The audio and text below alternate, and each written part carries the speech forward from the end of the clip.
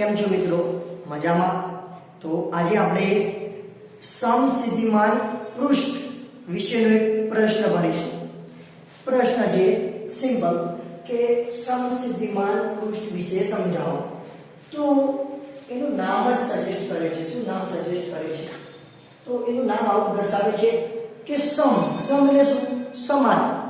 તો જે પૃષ્ઠ પરના દરેકે દરેક બિંદુ પાસે વિદ્યુત સ્થિતિમાન સમાન હોય તેવા પૃષ્ઠને આપણે શું કહીશું?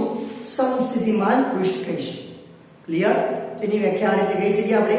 ફરીથી કહું છું, સમજો કે જે પૃષ્ઠ પરના બધા જ બિંદુઓ પાસે વિદ્યુત સ્થિતિમાન સમાન બને તે પૃષ્ઠને સમસ્થિતિમાન પૃષ્ઠ કહીએ છીએ. ચલો, ક્લિયર? સિમ્પલ છે વ્યાખ્યા. હવે બીજો પોઈન્ટ કે આપણે કોઈ બિંદુવત વિદ્યુતભારની વાત કરીએ તો બિંદુવત વિદ્યુતભારથી ઉદ્ભવતા વિદ્યુત સ્થિતિમાનનું આપણે શું સૂત્ર લાવ્યા હતા? V બરાબર kq/r લાવ્યા હતા. તો બિંદુવત વિદ્યુતભારને લીધે ઉદ્ભવતું વિદ્યુત સ્થિતિમાન V બરાબર kq/r મુજબ આપીએ છીએ. હવે જો હું આ બંને રાશિઓને અચળ રાખવાનો પ્રયત્ન કરું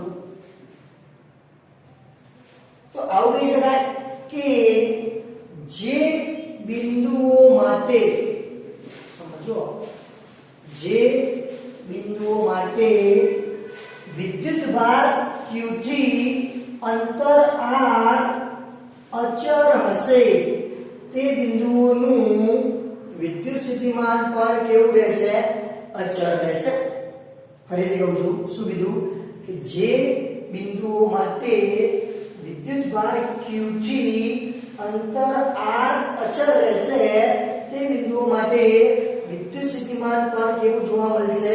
અચળ જોવા મળશે. તો આવા બધા જ બિંદુઓ પાસે વિદ્યુત સ્થિતિમાન અચળ હોવાથી આ બિંદુઓમાંથી જે પૃષ્ઠ પસાર થાય છે એ પૃષ્ઠને પણ આપણે સમસ્થિતિમાન પૃષ્ઠ કહી શકીએ. ક્લિયર? હવે એક એક્ઝામ્પલ આપું.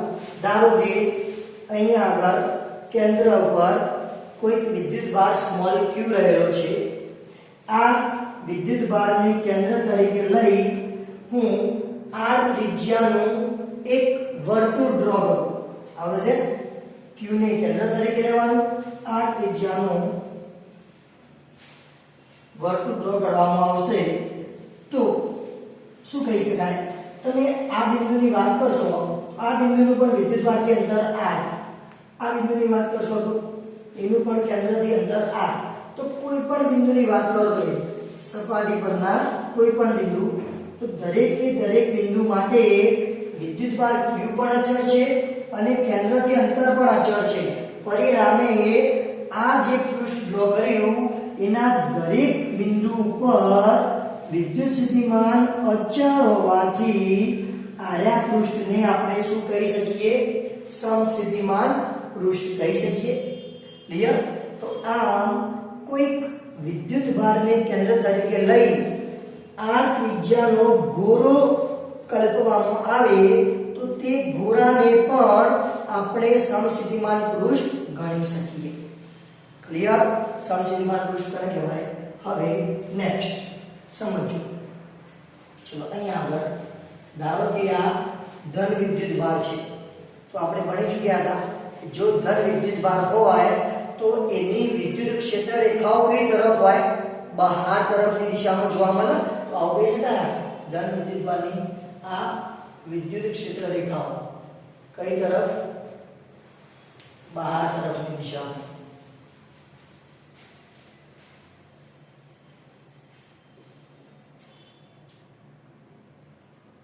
તો આ શું ડ્રો કર્યું? ધન વિદ્યુતભાર, એમાંથી ઉદ્ભવતી વિદ્યુત ક્ષેત્ર રેખાઓ ડ્રો કરી. હવે હું એ જે વિદ્યુત ક્ષેત્ર રેખાઓ ડ્રો કરી ત્યાં જ આગળ એક સમસ્થિતિમાન પૃષ્ઠ વિચારી શકું આ રીતે. જો કેવી રીતે? તો જે વિદ્યુતભાર હતો પ્લસ વિદ્યુતભાર એને કેન્દ્ર તરીકે લઈ r ત્રિજ્યાનું બંધ ગાળો દોરી દઉં. તો આ જે બંધગારો ડ્રો કર્યો એ બંધગારો આપણા માટે શના તરીકે વર્તશે? સમસ્થિતિમાન પૃષ્ઠ તરીકે વર્તશે. કેમ? એ જે પૃષ્ઠ ખરું એ પૃષ્ઠ પરના કોઈ પણ બિંદુની તમે વાત કરશો તો એ બિંદુનું વિસ્થિતિમાન દરેક જગ્યાએ સમાન જોવા મળે છે. એટલા માટે એ પૃષ્ઠને આપણે શું નામ આપ્યું? સમસ્થિતિમાન પૃષ્ઠ નામ આપ્યું. ચલો એમાં હું બે બિંદુઓની વાત કરું છું. એ અહીંયા આગળ ધારો કે એ બિંદુ છે, અહીંયા આગળ બી બિંદુ છે. તો આપણે શું લખી શકીએ કે એ અને બી એક જ સમસ્થિતિમાન પૃષ્ઠ પર આવેલા હોવાથી બંને પાસે વચ્ચેના પ્લસ વિદ્યુતભારને કારણે સ્થિતિમાન કેવા જોવા મળે છે? સમાન જોવા મળે છે. ચલો એક વસ્તુ ક્લિયર. બીજી વસ્તુ, તમે વિદ્યુત ક્ષેત્ર રેખાની વાત કરો એ આ થઈ આ વિદ્યુત ક્ષેત્ર રેખા કઈ દિશા દર્શાવો? વિદ્યુત ક્ષેત્રની દિશા દર્શાવો. તો એવું કહી શકીએ કે જે વિદ્યુત ક્ષેત્ર રેખા ખરી એ પૃષ્ઠને કેવી રીતે હશે? લંબ રૂપે હશે. કોઈ પણ બિંદુની વાત કરો, ચલો મારે આની વાત કરીએ તો આવ્યું છે આ રીતે વિદ્યુત ક્ષેત્ર આવ્યું. એ વિદ્યુત ક્ષેત્ર અહીંયા આગળ પૃષ્ઠને કેવી રીતે હશે? લંબ રૂપે હશે. તો કહી શકાય કે સમસ્થિતિમાન પૃષ્ઠ ઉપર કોઈ પણ બિંદુએ જે વિદ્યુત ક્ષેત્ર હોય છે એ વિદ્યુત ક્ષેત્ર સ્થાનિક રૂપે પૃષ્ઠને કેવું હોય છે? લંબ રૂપે હોય છે. આ જે પૃષ્ઠ કરો, આટલું પૃષ્ઠની વાત કરો તો એને વિદ્યુત ક્ષેત્ર કેવી રીતે આવે છે? લંબ રૂપે આવે છે. ક્લિયર? તો હવે આ આપણે સાબિત કરવું પડે. શું સાબિત કરો? કે એવું સાબિત કરો કે જે સમસ્થિતિમાન પૃષ્ઠ પર જે વિદ્યુત ક્ષેત્ર હોય છે એ વિદ્યુત ક્ષેત્ર સ્થાનિક રૂપે પૃષ્ઠને લંબ રૂપે હોય છે. આવું આપણે સાબિત કરીએ. ચલો સમજો. અહીંયા આગળ કોઈક q વિદ્યુતભારને હું a બિંદુથી b બિંદુ સુધી લઈ જવા માંગુ છું. કયા વિદ્યુતભારને? અહીંયા આગળ કોઈક q વિદ્યુતભારને a થી b સુધી જતો થતું કાર્ય. શું લાવવાનું છે? q વિદ્યુતભારને a થી b સુધી લઈ જતો થતું કાર્ય. ચલો શું શોધવાનું છે? કાર્ય. સંકલન ક્યાંથી ક્યાં લઈ જવાનું છે? a થી b લઈ જવાનું છે. શું સૂત્ર હતું કાર્ય? બળ ગુણ્યા સ્થાનાંતર. આવું સમીકરણ હતું. કાર્ય w બરાબર સંકલન a થી b જવાનું છે f ડોટ dr. હવે કાર્યનું જો તમને બીજું સમીકરણ ખ્યાલ હોય તો અહીંયા આગળ લખું છું. શું હતું? કાર્ય ભાગ્યા વિદ્યુતભાર હતો એને જ આપણે શું કહેતા હતા? વિદ્યુત સ્થિતિમાન કહેતા હતા.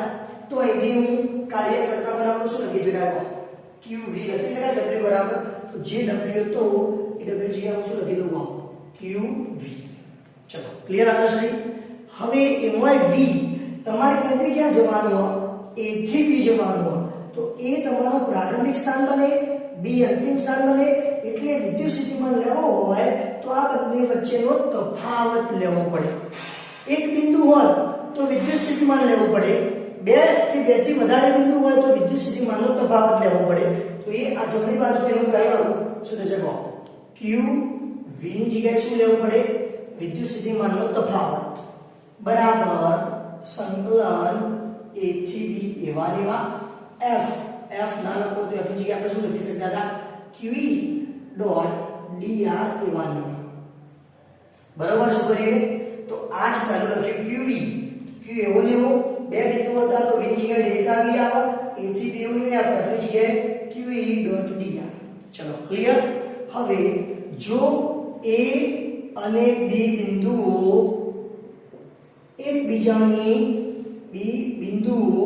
એકબીજાની ખૂબ જ નજીક હોય તો તમે આ સંકલનને અવગણી શકો છો. શું કીધું? a અને b બિંદુઓ એકબીજાની ખૂબ જ નજીક હોય તો સંકલન અવગણી શકીએ. શું મળશે? q ડેલ્ટા v ના લખો તો v અંતિમ માઈનસ v પ્રારંભિક થાય ઇઝ ઇક્વલ ટુ સંકલન અવગણી લેવાનું. શું વધશે? q e dot dr. ચલો ક્લિયર. q બંને બાજુથી કેન્સલ. v અંતિમ તમે ક્યાંથી ક્યાં જવાના છો? a થી b. તો v અંતિમ શું બને? vb માઈનસ v પ્રારંભિક શું બને? va is equal to e dot dr. આવું થાય. ક્લિયર. પરંતુ a અને b બંને કની ઉપર રહેલા છે? સમસ્થિતિમાન પૃષ્ઠની ઉપર રહેલા છે.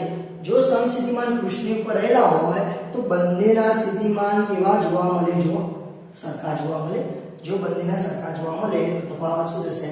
0 બરાબર અહીંયા જે ડોટ કાઢવો તો શું થશે? e dr cos θ થઈ જાય. ક્લિયર. કમ્પ્લીટ. તો e અને dr ના નીચે થતા શું થશે? 0 ઇઝ ઇક્વલ ટુ cos θ. કેમ? e અને dr ક્યારે શૂન્ય ના હોય તો એને 0 ના નીચે મૂકી દઈએ તો 0 ભાગ્યા e dr બરાબર cos θ. 0 બરાબર cos θ. તેથી θ બરાબર cos 0 ની કિંમત કેટલી છે? cos 0. એટલે 0 લાવવો હોય તો cos ની કોની કિંમત 0 થાય છે? તો cos 90 લો તો cos 90 ની કિંમત 0 થાય છે. તો 0 ની જગ્યાએ તમે cos 90 લખી શકો. એટલે θ બરાબર કેટલો મળ્યો? 90. આ કયો θ? તો અહીંથી ખબર પડે. આવું લખો તો આ θ કોની વચ્ચેનો કહેવાય?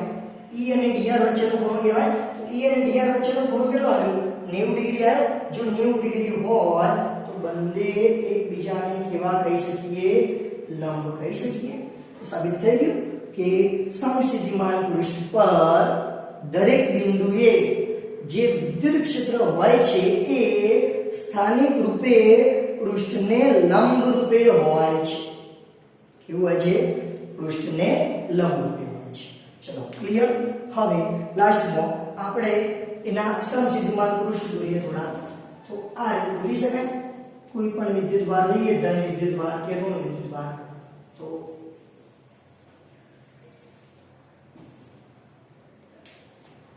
આવું બનશે. જોઈ લેજો. આ ધન વિદ્યુત ભાર. તો એનું સમસ્થિતિમાન પૃષ્ઠ એને કેન્દ્ર તરીકે લઈને વર્તુળ ડ્રો કરતા જવાના. આ એક સમસ્થિતિમાન પૃષ્ઠ, આ બીજું સમસ્થિતિમાન પૃષ્ઠ, આ ત્રીજું સમસ્થિતિમાન પૃષ્ઠ. એવી રીતે માઇનસ વિદ્યુત ભારની વાત કરું તો આ સમસ્થિતિમાન પૃષ્ઠ નામ. તો આ બધા આ છે એ ધન વિદ્યુત ભારનું સમસ્થિતિમાન પૃષ્ઠ, આ છે એ ઋણ વિદ્યુત ભારનું સમસ્થિતિમાન પૃષ્ઠ. હવે તમારે વિદ્યુત ડાયપોલનું સમસ્થિતિમાન પૃષ્ઠ લાવવું હોય તો વિદ્યુત ડાયપોલમાં તો શું હોય? ધન અને ઋણ બંને વિદ્યુત ભાર હોય. તો બંનેનું જોઈન્ટ વિદ્યુત સ્થિતિમાન લેવું પડશે. તો આ જે ધનનું હતું એનું હજી આપણે આપી લઈએ છીએ. આ ઋણનું હતું એનું પણ આપણે આપી લઈએ છીએ. અને બંનેને જોઈન્ટ કરીએ. જોઈન્ટ કરીએ તો આ આખી જે ફિગર બનાવી એ સમગ્ર વિદ્યુત ડાયપોલને કારણે ઉદ્ભવતું સમસ્થિતિમાન પૃષ્ઠ બની ગયું કહેવાય. અલગ અલગ કરશો તો એકલ વિદ્યુત ભારનું વિદ્યુત સ્થિતિમાન આવી કહેવાય. બંનેના જોઈન્ટ રાખશો તો સમસ્થિતિમાન પૃષ્ઠ વિદ્યુત ડાયપોલનું ઉત્પન્ન થયું કહેવાય. છેલ્લે એક વસ્તુ યાદ રાખજો કે જો વિદ્યુત ક્ષેત્ર x દિશામાં હોય તો આપેલા વિદ્યુત ભારને કારણે ઉદ્ભવતું સમસ્થિતિમાન પૃષ્ઠ વિદ્યુત ક્ષેત્રને લંબ રૂપે, વિદ્યુત ક્ષેત્ર x દિશામાં હતું તેને લંબ રૂપે કયું સમતલ થાય? yz સમતલમાં સમસ્થિતિમાન પૃષ્ઠ જોવા મળે. ફરીથી કહું છું, જો વિદ્યુત ક્ષેત્ર કઈ દિશામાં? x દિશામાં હોય તો આપેલા વિદ્યુત ભારને કારણે જે સમસ્થિતિમાન પૃષ્ઠ જોવા મળે એ સમસ્થિતિમાન પૃષ્ઠ x ને લંબ રૂપે એટલે કે કયા સમતલમાં હશે? yz સમતલમાં હશે. ક્લિયર? ઓકે, સમજાઈ ગયું? Thank you.